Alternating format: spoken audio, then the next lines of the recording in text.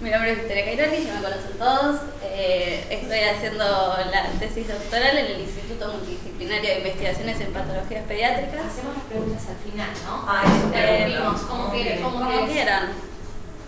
Y por ahí te va a ser mejor, así más. Bueno, dale, al final. Bueno, bajo las directoras de la doctora María Victoria Preciado y Pamela Balba, y les voy a presentar los resultados hasta ahora de mi tesis, que se titula Patogenia de la infección crónica por el virus de la hepatitis C, caracterización de perfiles de microRNAs hepáticos y periféricos en pacientes monoinfectados con el virus de la inmunodeficiencia humana. Bueno, para introducción voy a contarles un poco sobre el virus de la hepatitis C. Es un virus pequeño, envuelto, que pertenece al género Pacivirus, a la familia Flaviviridae. Tiene un genoma de RNA simple cadena polaridad positiva que codifica para un único polipéptido de aproximadamente 3.000 aminoácidos, el cual se va a procesar para dar lugar a las proteínas estructurales y no estructurales del virus. Existen 7 genotipos y más de 60 subtipos de este virus. Bueno, según el último informe de la Organización Mundial de la Salud, actualmente hay 58 millones de personas en el mundo infectadas con hepatitis C crónica y hay un número de 1,5 millones de infecciones nuevas por año. La distribución es mundial, hay algunas zonas que tienen mayor incidencia. Particularmente en la Argentina, si bien no hay estudios fehacientes de un dato real, en el último boletín de las hepatitis virales dieron un número de que había una notificación de 1,19 casos cada 100.000 habitantes. Sin embargo, la incidencia es baja, o sea, es una incidencia baja. Bueno, y ahora les voy a comentar un poco sobre la enfermedad, la hepatitis C crónica. Es causada por el virus de la hepatitis C, obviamente, y se transmite principalmente por contacto con sangre infectada, por ejemplo, entre usuarios de drogas intravenosas o en relaciones sexuales de riesgo, y en una menor medida existe la transmisión vertical. Bueno, el virus infecta a los hepatocitos, entonces causa principalmente hepatitis. Sin embargo, también los pacientes cursan con manifestaciones extrahepáticas, debido a que el virus puede infectar otro tipo de células, pero también pueden estar debidas a el efecto que tiene el sistema inmune por estar activado con la presencia del virus. Una de las más importantes o las que más se ve es la crioglobulinemia. Bueno, un bajo porcentaje de los pacientes que tienen hepatitis C crónica, que se infectan con el virus de la hepatitis, van a desarrollar la forma aguda de la enfermedad, que se caracteriza por tener síntomas inespecíficos y picos elevados de transaminasas y de carga viral elevada. La mayoría de los pacientes, sin embargo, va a desarrollar la forma crónica de la enfermedad, entre el 75 y 85% de los pacientes, que se caracteriza por ser de progresión lenta y asintomática y presentar picos fluctuantes y moderadamente elevados de transaminasas. Todo esto hace que sea muy difícil diagnosticar una hepatitis C crónica porque es asintomático y no tiene un hepatograma bien patológico. Entonces, eso es muy difícil diagnosticarla. Entonces, como es difícil diagnosticar y la mayoría de los pacientes van a desarrollar esta forma crónica de la enfermedad, también van a tener una progresión a cirrosis, que es una complicación muy severa del hígado y pueden llegar a generar hepatocarcinoma y una falla hepática fulminante. Todo esto hace que la hepatitis C crónica sea una de las principales causas de trasplante hepático a nivel mundial. Además, no hay una vacuna para este virus, entonces todo es más difícil. Sin embargo, existen tratamientos con antivirales de acción directa que son súper efectivos, ya que consiguen la respuesta viral sostenida en los pacientes en aproximadamente 12 semanas, o sea, súper bien, súper cortita el tratamiento. Son de administración oral, tienen pocos efectos adversos y son pangenotípicos. Bueno, Ahora, para hablar un poco de la patogenia de la infección, si bien todavía no se conocen mucho, no están bien dilucidados los mecanismos por el cual los pacientes van a desarrollar un daño celular, una inflamación y la fibrosis, se sabe que esto va a estar producido por una acción conjunta tanto del virus como de la propia respuesta inmune del hospedador. Últimamente tomaron mucha importancia los microRNAs como reguladores de distintos procesos, tanto fisiológicos como patológicos, y se postula que podrían estar implicados en este proceso de patogenia, tanto a nivel del virus como a nivel de la respuesta inmune. Estos microRNAs lo que hacen es regular la expresión de genes. Más adelante les voy a hablar bien de ellos, pero bueno, para introducir. Además se sabe también que hay otras cuestiones que van a estar influenciando este proceso de patogenia. Por ejemplo, la coinfección con otros... Bueno, era la otra. La coinfección con otros virus, el que más se conoce es el que más está descrito es la coinfección con el virus de la inmunodeficiencia humana. Y otras características como por ejemplo el sexo, se sabe que influye en este progreso de patogenia. Los varones tienen peor pronóstico que las mujeres, y el tiempo de infección. Bueno, también les voy a hablar más adelante sobre esta coinfección con el virus de la inmunodeficiencia humana. Para profundizar un poco más sobre esta patogenia, vamos a hablar de la fibrosis hepática, que quizás es la más relevante, sobre todo para el patólogo, para evaluar el estado de daño del hígado de los pacientes. Se sabe que la fibrosis hepática se va a dar luego de un estímulo, que puede ser, por ejemplo, la inflamación. Este estímulo lo que va a hacer va a activar las células estrelladas, las cuales van a producir un aumento en el depósito de matriz extracelular y en la composición de esa matriz extracelular, que va a ser diferente a la de una situación fisiológica.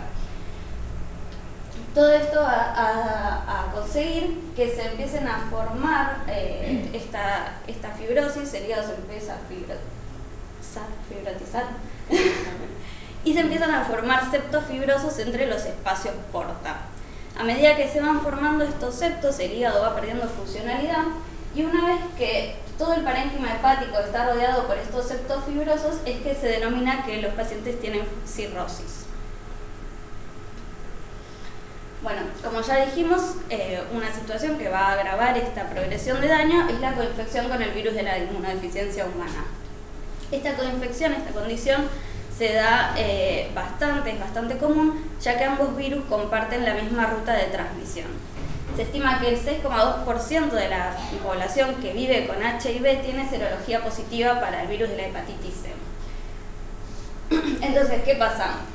La presencia del HIV lo que va a hacer es generar cambios en distintos tipos celulares que van a condicionar esta progresión del daño.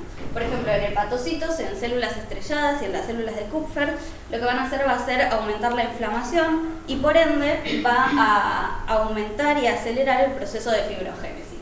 Todo esto hace que los pacientes coinfectados tengan un peor pronóstico que los pacientes monoinfectados. Bueno, ahora sí voy a hablarles de los microRNAs que les mencioné antes. Los microRNAs son ARNs pequeños de entre 20 y 24 nucleótidos de longitud, no codifican para proteínas, pero su función es regular la expresión de genes en un nivel post-transcripcional. ¿De qué manera lo hacen? Se unen al RNA mensajero y dependiendo de si esa unión es perfecta o no, va a concluir en la degradación del RNA mensajero o simplemente van a impedir que ese RNA mensajero se traduzca a una proteína. Bueno, entonces como dijimos, la principal función de los microRNAs es la represión de la traducción. Por eso se dice que los microRNAs son reguladores finos de la expresión génica, ya que van a ajustar los niveles de proteínas en las distintas células de acuerdo justamente al tipo celular y al proceso que esté pasando la célula en ese momento. Además participan en diferentes estadios del desarrollo, tienen múltiples RNAs mensajeros target, esto quiere decir que un solo microRNA puede regular la expresión de distintos genes, y además se sabe que la expresión aberrante de los microRNAs puede conducir al desarrollo de enfermedades. Bueno, es una figura esquemática que representa el impacto o el mecanismo de acción de los microRNAs en la replicación del virus de la hepatitis C. Bueno, como dijimos, el microRNA se va a unir al RNA mensajero. ¿Qué pasa? Se puede unir a RNAs mensajeros tanto del virus como de la célula huésped, del hospedador, perdón. Entonces, puede ocurrir dos situaciones. Que el microRNA se una a ciertos mensajeros que como resultado final promuevan la replicación del virus, como es el ejemplo del microRNA 122, que es un microRNA específico de hígado que justamente promueve la replicación del virus, o por el contrario puede unirse a RNAs mensajeros que como resultado final tengan la inhibición de la replicación del virus. De igual forma pasa cuando los microRNAs se unen a RNAs mensajeros del hospedador. Pueden promover o inhibir como resultado final la replicación del virus. Bueno, con todo esto, el objetivo de la tesis es caracterizar el contenido hepático y periférico de microRNAs en pacientes adultos con hepatitis C crónica, mono y coinfectados con HIV, y evaluarlos en forma diferencial entre compartimentos y con respecto a la severidad del daño para comprender, mediante el análisis de los genes diana y sus vías moleculares asociadas, el impacto de los mismos en la patogenia y su potencial aplicación como estrategias terapéuticas.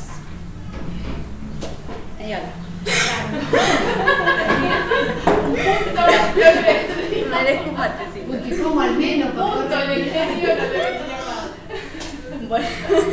Solo para gente entrenada en museo, que puede con la respiración. Bueno, entonces, para abordar todo este objetivo general de la tesis, el trabajo se divide en distintos objetivos específicos. En primer lugar, en la periferia vamos a evaluar en el compartimento de vesículas extracelulares el perfil de expresión de microRNAs. Vamos a evaluar las diferencias que existan en este perfil entre distintos grupos de interés. Vamos a evaluar los genes target que estén relacionados con estos microRNAs que tengan una expresión diferencial, y vamos a evaluar las vías en las que estén implicados estos genes target. Por otro lado, en plasma y en biopsias en fresco de hígado, vamos a evaluar ciertos microRNAs que nos resulten de interés. Y vamos a hacer el mismo análisis, digamos. Vamos a compararlos entre grupos y vamos a analizar las vías moleculares asociadas. Y por último, lo que planteamos hacer es, como se dice, corroborar estas interacciones, estas alteraciones en las vías moleculares a través del estudio de biopsias fijadas en fórmula e incluidas en parafina de ciertos marcadores moleculares, ciertos intermediarios de estas vías moleculares. Para esta primera parte nos vamos a centrar en el análisis de las vesículas extracelulares. Para ello les tengo que introducir el concepto de vesículas extracelulares, que no lo introduje antes. Bueno, las vesículas extracelulares son partículas esféricas rodeadas de una membrana lipídica que no tienen capacidad para replicarse. Son generadas por todo tipo de células, por lo que las vamos a encontrar en todos los fluidos biológicos. Y bueno, de acuerdo a su biogénesis se pueden clasificar en tres tipos: las microvesículas, los exosomas y los cuerpos apoptóticos. Cada uno de estos tipos tiene un rango de tamaño, sin embargo hay cierta superposición de tamaños. Las vesículas extracelulares van a cumplir un rol fundamental en la comunicación intercelular y de esta forma regulan distintos procesos tanto fisiológicos como patológicos. Esta regulación está dada por el cargo, o sea, el contenido de las vesículas extracelulares, que puede ser cualquier cosa. Contienen lípidos, proteínas, ácidos nucleicos. Dentro de estos ácidos nucleicos, los microRNAs que les conté anteriormente. Y bueno, gracias a la hipótesis de que una célula que esté atravesando una situación patológica va a liberar vesículas extracelulares con un contenido alterado comparado con el que liberarían en una situación fisiológica, para generar una respuesta específica en la célula receptora, es que las vesículas extracelulares tomaron mucho interés como objeto de estudio últimamente como biomarcadores no invasivos de distintas enfermedades. Bueno. Perdón. Bueno, este trabajo lo pude realizar gracias a la colaboración con la doctora Amanda Fernández Rodríguez y al bioinformático Daniel Valle Millares, que son del Instituto de Salud Carlos III en Madrid, donde yo el año pasado estuve realizando una pasantía de investigación y donde pude realizar toda la parte de mesada de este trabajo que les estoy presentando y además donde me capacitaron para toda la parte del análisis bioinformático. Bueno, en este sentido contamos con una población de 21 pacientes con hepatitis monoinfectados con el virus de la hepatitis C provenientes de los hospitales de Buenos Aires y 29 pacientes coinfectados con el virus de la inmunodeficiencia humana provenientes de distintos hospitales de Madrid. De todos ellos obtuvimos una caracterización demográfica y clínica, además de una caracterización del daño hepático. Para el caso de los pacientes monoinfectados, esta caracterización del daño hepático se realizó por el análisis de una biopsia hepática y en el caso de los pacientes coinfectados se llevó a cabo por FibroScan. Sin embargo, todos los pacientes fueron clasificados de igual forma según tuviesen fibrosis significativa con estadios 2, 3 y 4, que 4 es el que denominamos cirrosis, o fibrosis no significativa en estadios 0 y 1. Bueno, en esta tabla se detallan un poco estas características y como podemos observar no encontramos diferencias significativas, es decir, las poblaciones estaban homogéneamente balanceadas en cuanto a las características clínicas y bioquímicas también, la severidad del daño. Sin embargo, sí que la distribución de genotipos de HCV no fue homogénea. Bueno, este esquema es para resumir un poquito, para ponernos en contexto de los pasos que fuimos llevando. Las muestras de los pacientes, de las muestras de sangre, realizamos el aislamiento de estas vesículas extracelulares y su caracterización. Después extrajimos el RNA, al cual le realizamos secuenciación masiva y finalmente realizamos el análisis bioinformático de estos resultados. Ahora vamos a ir un poquito paso por paso. Como mencioné recién, obtuvimos muestras de sangre de todos los pacientes. Estas muestras de sangre fueron procesadas dentro de las primeras 4 horas luego de la extracción y fueron centrifugadas para obtener el plasma, el cual se congeló a menos 80 hasta que fuese a ser usado. Ese plasma se diluyó con PBS y se filtró con un filtro de 0,2 micrómetros y luego se procedió al aislamiento de las vesículas extracelulares y su posterior caracterización. Este aislamiento lo realizamos con un kit específico que no importa qué kit es, pero se basa en que son columnas de centrífuga que contienen una membrana de afinidad donde las vesículas van a quedar retenidas y luego van a ser eluidas con un buffer específico. De ese eluato lo que hicimos fue tomar 2 alícuotas para la caracterización de las vesículas. Esta caracterización la llevamos a cabo con 3 métodos. El primero fue el análisis de seguimiento de nanopartículas, del cual después les voy a contar un poquito, y además para confirmar los resultados del NTA, que es decir, que eran realmente vesículas extracelulares lo que habíamos aislado, realizamos microscopía electrónica de transmisión como una criomicroscopía electrónica. Bueno, muy brevemente, el análisis de seguimiento de nanopartículas es una técnica que lo que hace es medir el radio hidrodinámico de partículas que estén en suspensión a través de medir la luz que dispersan estas partículas.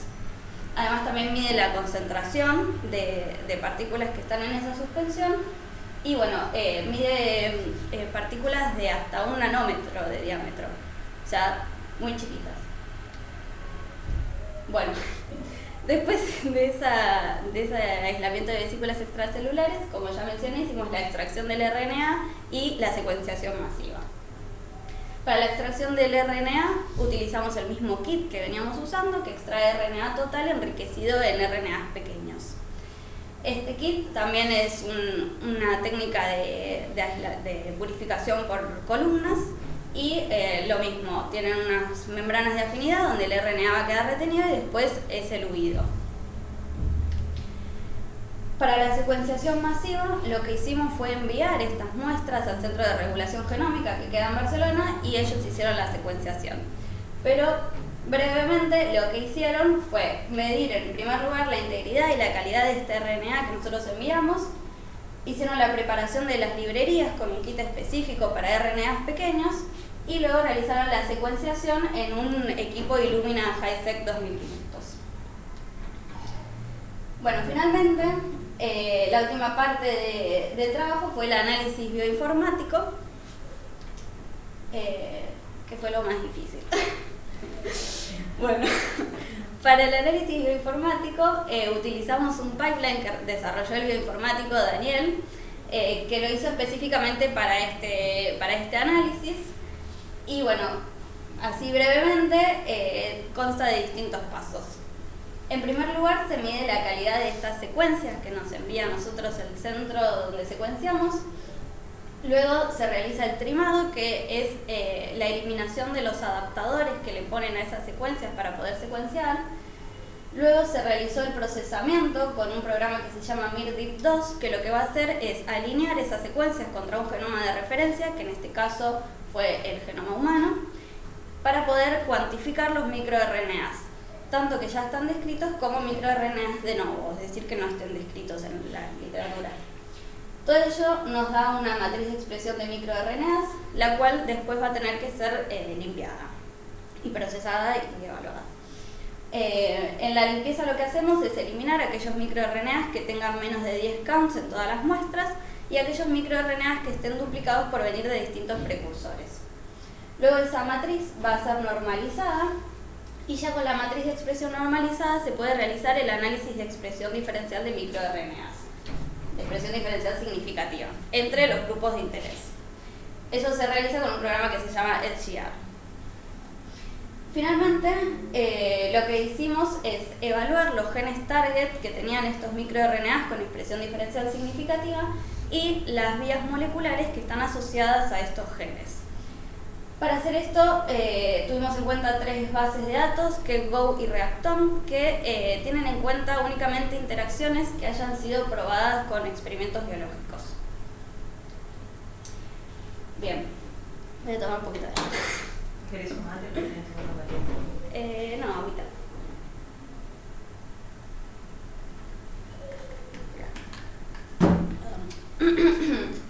Bueno, como resultados, la caracterización de las vesículas extracelulares. En estos gráficos podemos observar la distribución de tamaños y de concentración de las mismas y observamos que no existían diferencias significativas cuando comparábamos entre el grupo de monoinfectados y de coinfectados. Por lo tanto, lo que podemos inferir es que la condición de coinfección no va a afectar, no va a modificar ni el tamaño ni la concentración de las vesículas extracelulares en plasma de pacientes con hepatitis C crónica. Por otro lado, el análisis de expresión diferencial de microRNAs, obtuvimos en un primer lugar 1049 microRNAs conocidos que estaban en MIRBase, que es la base de datos por excelencia de microRNAs, y 14 posibles de novo. Luego del procesamiento de esta matriz, obtuvimos 143 microRNAs conocidos y 6 de novo.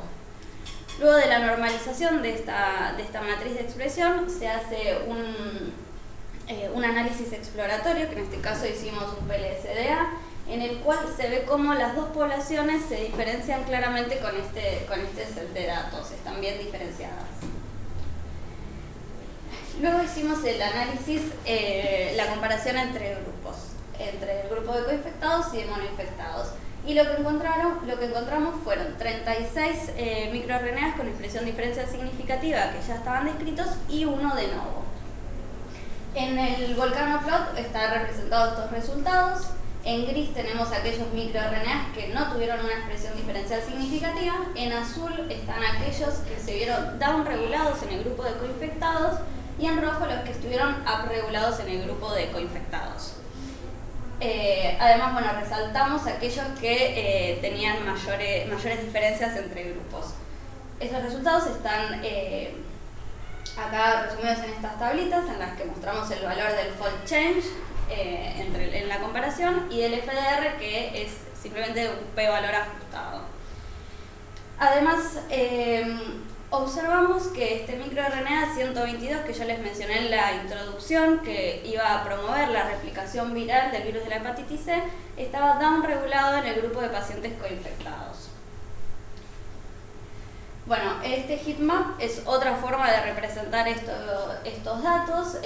Un heatmap lo que va a hacer es representar la expresión, también normalizada, de lo que queramos, en este caso son los microRNAs, y se observan claramente 4 zonas con agrupamientos en la expresión.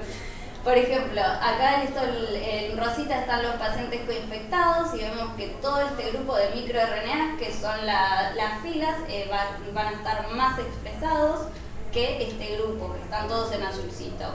Y de igual forma para los pacientes monoinfectados.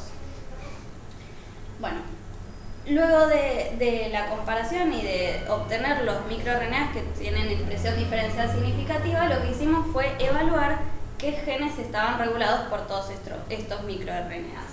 Y encontramos que regulaban la expresión de 358 genes, esos 36 microRNAs. Bueno, como les mencioné al principio cuando les hablé de los microRNAs, un microRNA puede tener más de un gen target. En este bar plot está representado justamente eso, cada microRNA y cuántos genes regulan.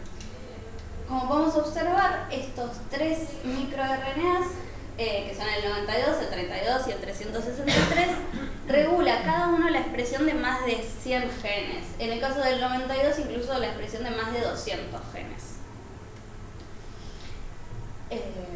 Bueno, obviamente son un montón de datos y no podemos ponernos a mostrar cada uno de esos genes, pero sepan que están los resultados, tenemos 200 tablas con 200 genes.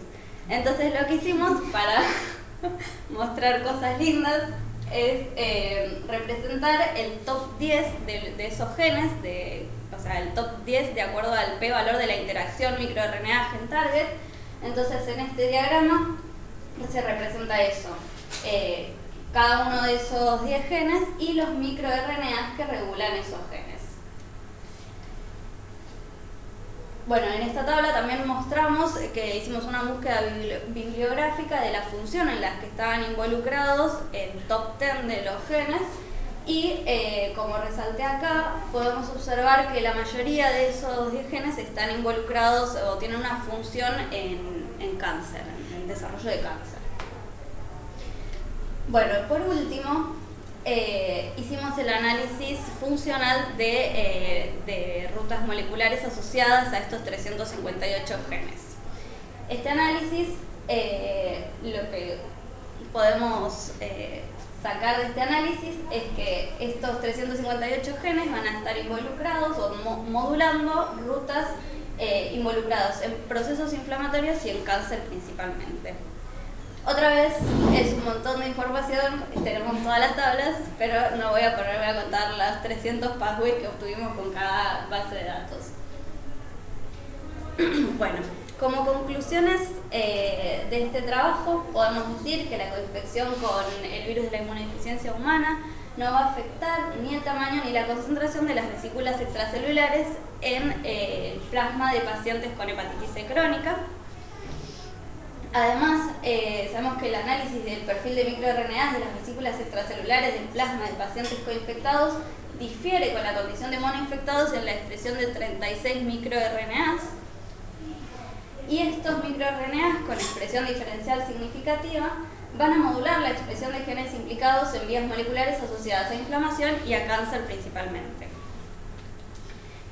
Bueno, al principio yo les hablé un poco de la fibrosis y de cómo estos microRNAs podrían estar involucrados en este proceso de daño.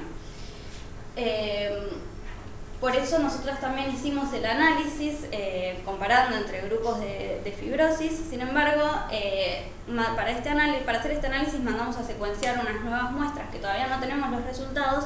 Entonces los resultados que yo les voy a mostrar ahora son preliminares con los datos que tenemos hasta el momento. Entonces, en una primera instancia de análisis, lo que hicimos fue analizar entre estadios de fibrosis sin tener en cuenta la etiología del daño, es decir, no importaba si eran mono o coinfectados, simplemente todos los pacientes, de acuerdo a si eran fibrosis significativa o no significativa, hicimos el análisis de expresión diferencial. Lo que encontramos fue que en el grupo de fibrosis significativa había 2 microRNAs que estaban upregulados. Uno de ellos es el 122, 5P que les vengo mencionando, y otro, bueno, el 194, y en el análisis posterior de genes target y rutas moleculares asociadas concluimos en que estos 2 microRNAs van a estar regulando genes involucrados en la producción de matriz extracelular y en vías oncogénicas mediadas por proteoglicanos. Luego lo que hicimos fue hacer este mismo análisis, pero ahora sí en cada condición. Primero lo hicimos en el de monoinfectados, que también encontramos en la condición de fibrosis significativa 2 microRNAs upregulados en este grupo, el 3615 y el 320A, que regulan genes involucrados en las rutas de señalización de TGF-beta y de la proteína quinasa HPO. Luego, en el análisis de la coinfección, lo que encontramos fueron 8 microRNAs upregulados en el grupo de fibrosis significativa y 7 downregulados en ese mismo grupo. Observamos que el 122.5P también se veía aumentado en el grupo de fibrosis significativa. Todos estos microRNAs encontramos que regulan genes involucrados en la biosíntesis y metabolismo de ácidos grasos y en procesos de carcinogénesis viral. Bueno, como conclusión preliminar, también es medio larga. Tiene un punto. Bueno, podemos decir que los individuos con hepatitis C crónica, mono y coinfectados con HIV presentan un perfil diferencial de microRNAs derivados de las vesículas extracelulares según el estadio de fibrosis hepática. Esta firma específica permitiría dilucidar posibles mecanismos implicados en la evolución clínica e identificar biomarcadores de progresión desfavorable propia para cada grupo. Bueno, como perspectivas a futuro, sería... Dale, Instagram del Se ven 2 cables y esta pantalla blanca, eso es una maravilla. Después hacemos un arte. Bueno, lo que estamos haciendo es, o lo que planteamos es evaluar ciertos microRNAs que sean de interés, ya sea por estos resultados preliminares que tenemos o por búsqueda bibliográfica, por qPCR en muestras tanto de plasma como de biopsias hepáticas. Evaluar estos intermediarios que les comentaba hoy en biopsias fijadas en formol, incluidas en parafina, a través de inmunohistoquímica, por ejemplo. Y por último, podemos analizar la performance de distintos microRNAs como biomarcadores de daño hepático no invasivos. Y eso es todo. Muchas gracias por la atención.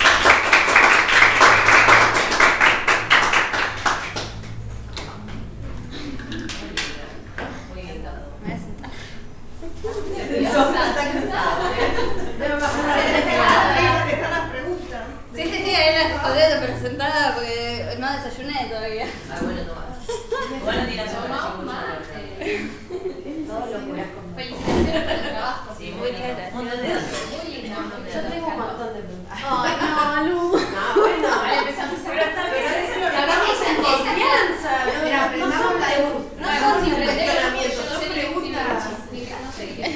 Una es el kit ese de extracción de vesículas, no usa una centrifugación muy alta. No, una centrífuga normal podés usarla perfectamente. Y probamos a hacer ultracentrifugación también, pero No, cuando... pero se traigo con la ultracentrifugación, ¿Cómo? secante con la ultracentrifugación, hacer un chiquitito el RNA, se vaya.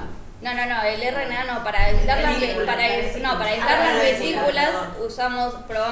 hicimos una prueba con ultracentrifugación porque allá en España ya hicieron un trabajo que comparaban distintos métodos de aislamiento de vesículas, pero a ellos les resultó mejor este kit de Qiagen y nada, usamos ese. Sí.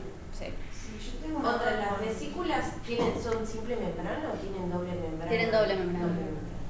¿Y qué más te iba a preguntar? En realidad los parámetros clínicos chicos, la gamma GT sí te dio una diferencia significativa. No, dentro la del- FAL. la FAL. Es la FAL. Sí, no, la tasa no, calina, sí. Y no sé la pasión. si intentaron correlacionar la FAL con alguno. No intentamos. Porque eso es algo muy Sí. accesible medirle la FAL a los pacientes. Sí. Y otra cosa en el cuadro, no sé si tomaron en cuenta algo de los parámetros de tratamiento, ¿no? Porque estos pacientes seguramente están con tratamiento con interferón o con... No, son con naive de tratamiento. Yo eso. no lo dije, pero sí, son naive de tratamiento. Eso porque eso fue lo que decíamos. Sí. hace ¿Y un pensás montón. compararlos con post-tratamiento? Si tenemos muestras, sí. O sea, este análisis no lo vamos a volver a hacer porque nada, es aislar las vesículas y hacer secuenciación, no vamos a hacer eso. Pero nosotras tenemos muestras de plasma de pacientes mono y coinfectados y estamos recolectando muestras pre y post tratamiento. No sé si es algo que voy a llegar a hacer yo en mi tesis, pero bueno, las muestras Ahora están... ahí, porque eso ya- Y una pregunta más, que es la última. Bueno, ahora vi que para el congreso es ahí que hay un montón de microvesículas. Hay un montón de sí. Hay charlas una y de mesa, hay una póster, mesa sí. especial de Me llamó vesículas. mucho. Yo soy re vieja y los viernes recién empezaba porque estaba terminando el doctorado. Ujú. Y las vesículas recién se hablaron 2017 más o menos. Yo entendía que las vesículas preparaban otras células. O sea, como que era una forma de comunicación intercelular para ir preparando ambientes y demás. Quizás estaría bueno que piensen alguna teoría de qué es lo que pueden estar haciendo las vesículas acá. Ahora, obviamente, el primer resultado es ver qué pasa, ¿no? Sí, O sea, claro. la teorización. Sí. Pero a lo mejor cerrar con alguna teoría estaría bueno. ¿A qué te referís con preparar? No, porque Exacto. es lo que yo sé de ese momento, no me actualicé nunca más. O sea, por ejemplo, el embrión envía vesículas para preparar el endometrio para... Mira, por ejemplo, sí. ¿no? Prepara el ambiente.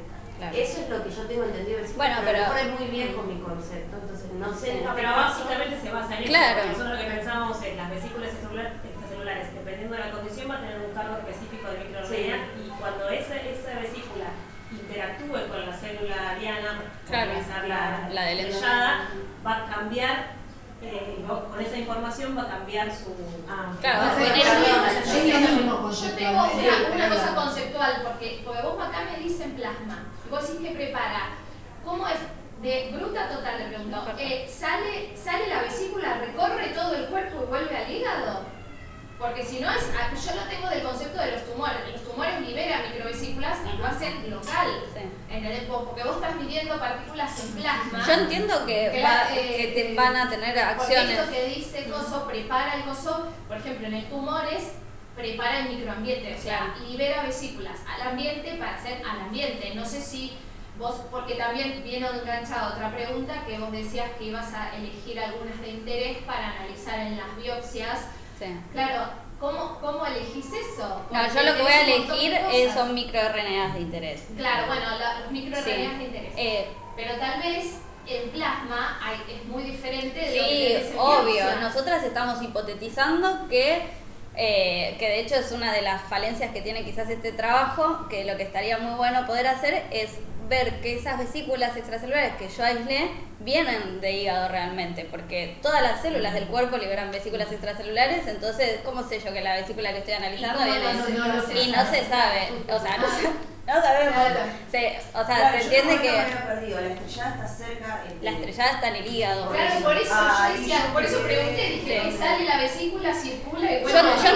entiendo que tiene los distintos mejor, no tipos sé cómo de... es. Eso es así naturalmente porque en cualquier ámbito, o sea, vamos a tener las que actúen en forma local, que sean Ajá. liberadas por los hepatocitos, que actúen a la célula vecina, Sí. pero como la irrigación del hígado es tan Por eso, importante, se van a liberar la y cosa eso es del el hígado efecto preguntaba eso.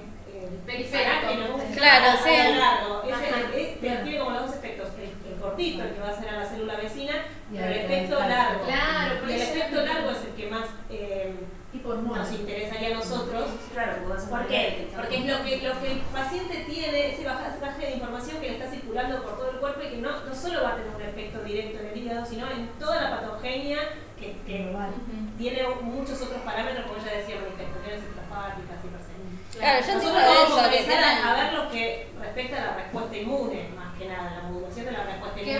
van a Vesículas ver? con respecto a los PMC. De periferia. Por eso, entonces, por un lado, en periferia, vesículas y plasma, porque el contenido de la vesícula no solo sería lo que transmitiría, sino que también el microRNA que está dando vuelta. vuelta, servía como un modulador y como biomarcador, y por el otro lo que pasa en el hígado.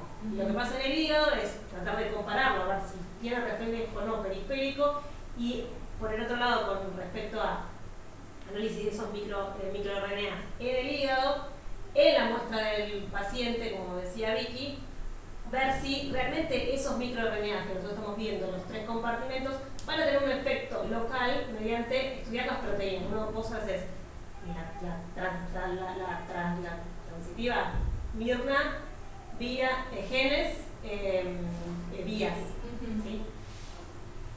Pero puede ser que esas no se vea por una alteración en la proteína per se. Entonces, tratar de verificar si todo eso que nosotros realmente uno ve un cambio proteico como muy general, vías de los proteoglicanos. Claro, eso tiene algún impacto. Bueno, alguna de esas vías, ¿sí? Que de hecho se eligen en base a datos bibliográficos, y tratar de medir las proteínas en el hígado, para que no quede solo en una teoría. A eso iba mi pregunta de, primero, ¿qué microRNAs? Porque yo supongo que la biopsia es muy chiquita y se tienen que poner bien en qué elegir. Sí, igual tiene, ponele, yo estuve haciendo unas pruebas ahora, sí. Le medimos, son las biopsias que trajo Dani, sí. Y tiene un montón de RNA y muy poquito lo que necesitamos. Pero o sea, claro, realmente. ¿en base a qué? Porque yo me quedé con el gráfico ese re lindo que mostraste, el redondo, que dijimos, los elegimos en función del p-valor, más significativo. No, eso para graficar, sí, eso es para graficar nada más, para representativo. Pero yo me quedé pensando, digo, a veces uno elige por el P, está bien, pero a veces hay una función biológica más importante. Claro, no. Para también en los papers, para elegir.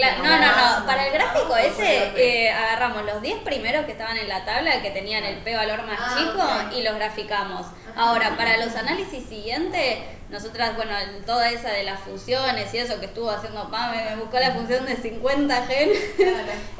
Para ese análisis nos vamos a basar en los resultados que tenemos para ver cuáles son significativos y en búsqueda bibliográfica.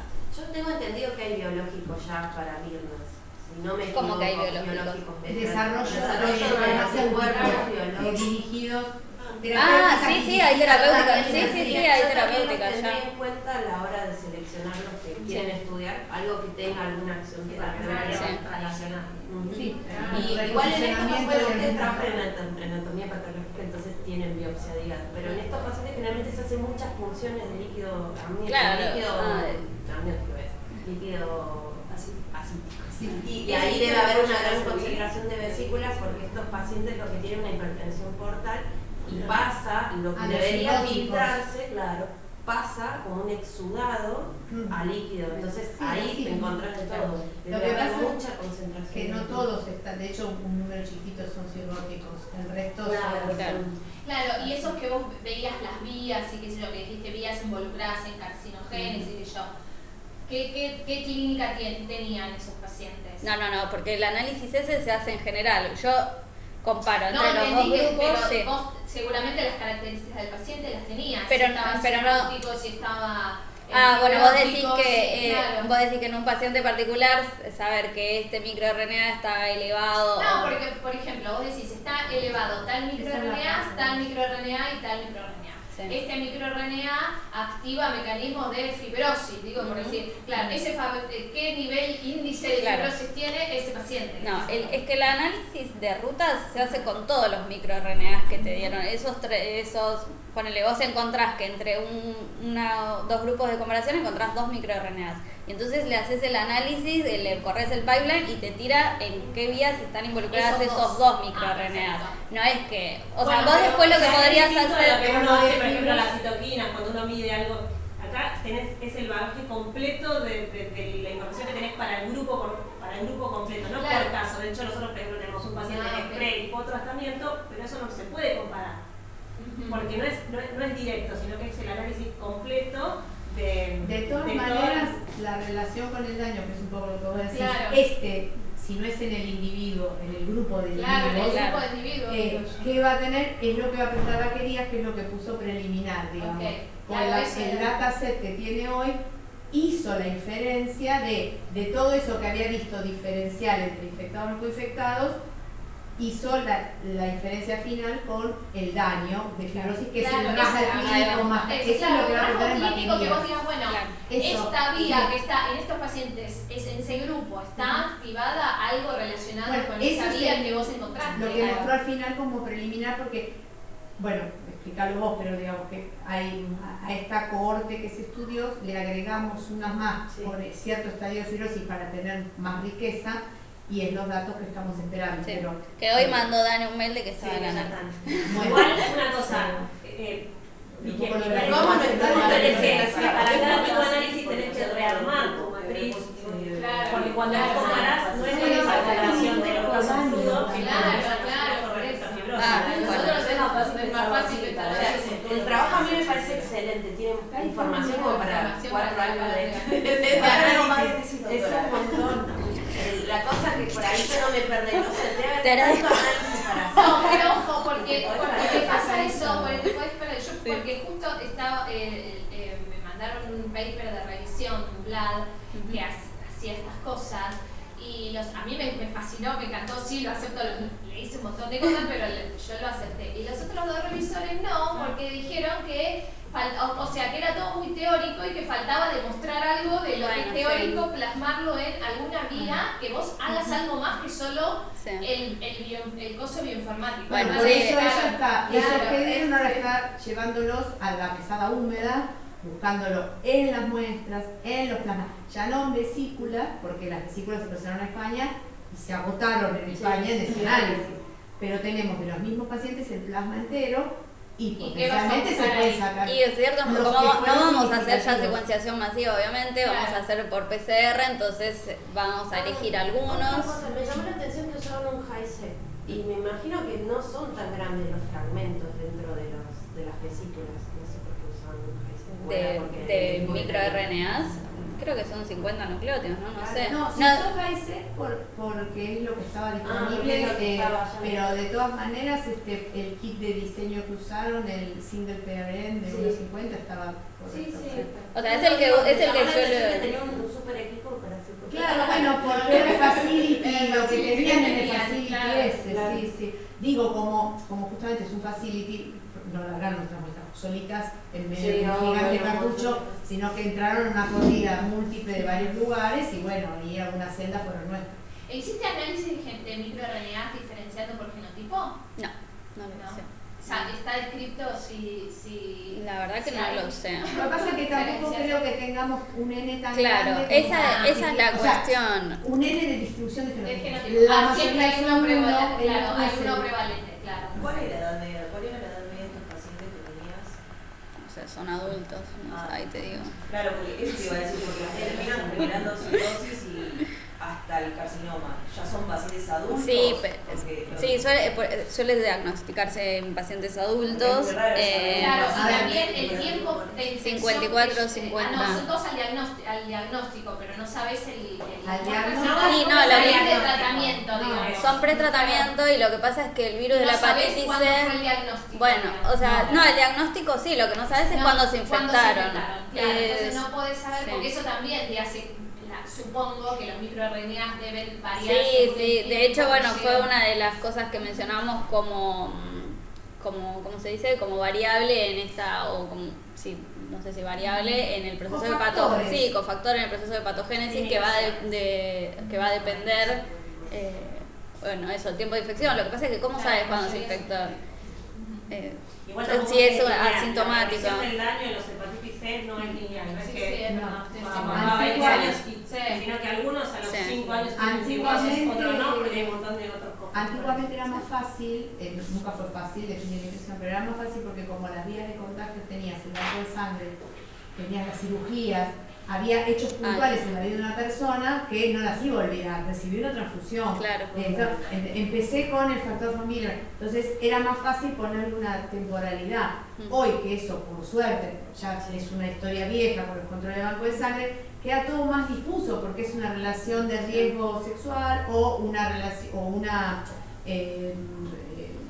¿cómo es? Por drogadicción endovenosa o un accidente, o sea, derivada percutánea, se diluye más el momento para que la persona lo registre como yo me contagié en tal momento. Mira, Pau, de hecho, con tu pregunta a los fenotipos, de hecho tuvimos que agrupar el 2, 3 y 4 porque si no, no podíamos hacerle la estadística. No, pero capaz que un lindo paper de reporte de casos que tengan pacientes bien caracterizados desde lo clínico, a lo mejor con los anticuerpos, viste que hay distintos, no me lo acuerdo, como está el core y demás para... No, pero no me lo acuerdo. No, pero se hace serología solamente no tenés que confundir. Sí tiene antígenos, sí se pueden buscar NS5, pero no se hacen en rutina. Igual sí, Lu, o sea, esta población de monoinfectados que llevé yo está súper caracterizada porque es la que usó Dani para su tesis, así que tenemos un montón de informaciones. Sí. Simplemente el nombre del hijo debemos saber. Claro, tenés toda la respuesta inmune. Tenemos toda la respuesta inmune, tenemos todo eso. Sería la idea. No, y una cosita, porque vos cuando explicaste los microRNAs, no sé si yo vi bien, pero los explicaste en función de lo que hacen sobre la replicación del HCV en la introducción. Sí, en esta imagen. imagen. Pero analizás mucho más que eso. Me parece que tal vez esa explicación tendría que ser, porque yo me quedé, lo va a medir en relación a la replicación. Pensé, ¿y es análisis con la carga viral o con algo de eso? No, la puse como modo, no sé, me pareció que era esquemática en cómo actuaban, para entender un poco cómo actuaban y qué resultado podía tener. No, pero me parece súper interesante, pero que actúan en otras vías también, porque yo, según esa cosa... Ves los mirnas, replicación viral y inhibición de mirnas celulares, o sea, como como la célula. Claro, yo lo que me quedo cuando ella lo explicó, dijo, o inhiben la replicación o aumentan la replicación. Listo, esa recién ahora la veo, la inhibición. Y eso ni dijiste, entonces yo digo, claro, en realidad el análisis que vos que haces es de lo otro, claro. No desde No, ese era el mecanismo de acción. Claro, es el mecanismo de acción, no de la replicación viral. Así que una pregunta más, ya que estos pacientes ya deben llevar años, ¿no? Desde que se tomaron las muestras, ¿o sí. No sé si hay posibilidad de hacerle un seguimiento, aunque sea un seguimiento clínico, la historia clínica, a ver si alguno desarrolló cáncer o algo. Claro, no creo, no sé, son pacientes desde hace un montón. Y encima desde... Porque muchos de estos son del italiano y... Bueno, el italiano tiene todo digitalizado. No, claro, sí, ya lo saben. Pero como que hay también cambio de personas dentro de los staff, qué sé yo, entonces son como particularmente sensibles, a pesar de que tienen consentimientos y todo, ¿no? Pero como de vuelta por ahí franquearte las historias. Sería como interesante, pero no sé si es tan factible. Vos irías a historias clínicas, no sé si tomarle muestras. No, te entiendo perfectamente. Yo ver cómo progresaron. No sé si lo he hecho para más en el italiano. Yo pregunté con él en el CURI si podía tener acceso a las historias clínicas y en anatomía patológica me dijeron que no, porque ellos no tienen acceso directamente a la historia en algunos casos. Igual depende del sector y del hospital. Sería interesante en el caso de que estos pacientes no hayan sido tratados y no haya pasado nada con respecto a eso. Entonces sería la evolución natural con respecto al estadio ahora en que se analiza y si la consecuencia con respecto a si desarrolló o no daño severo o hepatocarcinoma. Estos pacientes se trataron. Entonces todo eso se bloquea porque disminuye y altera completamente el... No, pero yo no digo volver a medir parámetros biológicos. No te digo, pero es que no sería... Acá analizaste el bagaje libre, o sea, sin tratamiento. Todo eso, todos estos micro cambian completamente cuando empieza el tratamiento en el medio. Obvio. Y también se trunca la progresión al daño severo. Claro, estos pacientes van a terminar en cáncer igual. Muy pocos. La terapia es tan efectiva que bloquea eso, inclusive revierte los estados posteriores. Entonces, como que ya ahí te quedan... Hoy día el paradigma... No podés decir que fue por el microRNA, porque no está tratado. El paradigma de hepatitis C ha cambiado notablemente con los antivirales de acción directa, con lo cual ya no... Pero sí lo que tenemos y que está planeado, no sé para ellos, sino para algún otro, es el seguimiento de pacientes, no estos, sino una nueva cohorte que la estamos juntando, que vienen los pacientes en pre-tratamiento, cuando termina la terapia y 6 meses post-tratamiento. Y ese seguimiento sí. No biopsia no, porque ya no se biopsian a los pacientes, pero esas muestras sí las tenemos guardadas para separado plasma, que después se estudiar el plasma per se y las vesículas, y también las poblaciones celulares, porque nos quedamos con los PBMCs y los congelamos para todos los restos de los ensayos que podríamos hacer como hizo Dani en su test. Pero es otra corte diferente porque hay que seguirla con este tratamiento. Y una cosita más que yo creo que lo dijiste, pero yo me perdí de la presentación. Cuando mostraste ese heatmap que había bien 2 grupos diferentes, 4 grupos, pero que los monoinfectados y los coinfectados eran diferentes. No sé si seguro me lo perdí. ¿Cuáles son esas diferencias? No, ya sé, los microRNA, pero ¿qué vías activan cada microRNA y por qué esa diferencia? Ese es el análisis entre grupos, o sea, el análisis entre grupos y después entre intraídos de fibrosis, acá no está, entre grupos. Es lo pero son microRNAs. ¿Y claro, acá en el ¿qué vías activan esos microRNAs? O sea, potencialmente que te indican la diferencia que puede haber entre monoinfectados y coinfectados. No sé si me explico.